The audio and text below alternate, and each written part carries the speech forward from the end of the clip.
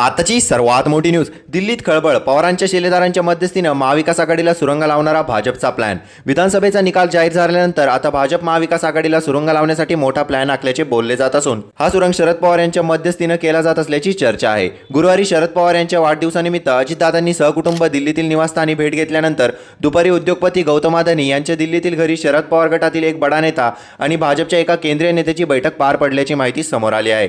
या भेटीमुळे महाराष्ट्राच्या राजकारणात पुन्हा एकदा राजकीय भूकंप होण्याची शक्यता निर्माण झाली आहे. दिल्लीत 4 डिसेंबरला शरद पवार गटाच्या खासदारांची महत्त्वाची बैठक झाली होती. या बैठकीत आपण सत्तेत गेले पाहिजे असा मतप्रवाह दिसून आला होता.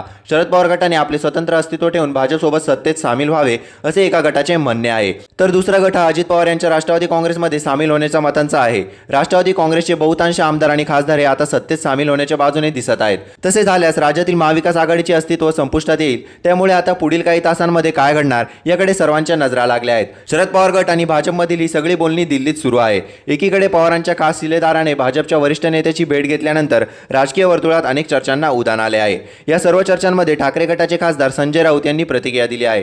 ते म्हणाले की शरद पवारांनी कष्टाने निवडून आणलेले खासदार आता हे लोक फोडत असून फुटणाऱ्याला शरम वाटली पाहिजे. मी जर हे पाप केलं असतं तर माझ्यामध्ये हिंमत नसती. बाळासाहेब यांच्या नजरेला नजर मिळवण्याचे पण मला वाटत नाही. ते नॉट रिचेबल असतील. सर्व खासदार शरद पवारांच्या बंगल्यावर होते. जे कोणी असा विचार करत असतील तर ते पवारांशी बेईमानी करत नाही तर महाराष्ट्राची बेईमानी करतील असेही राऊत म्हणाले. अशाच नवनवीन व्हिडिओ बघण्यासाठी आपल्या चॅनलला लाईक आणि सबस्क्राईब करायला विसरू नका.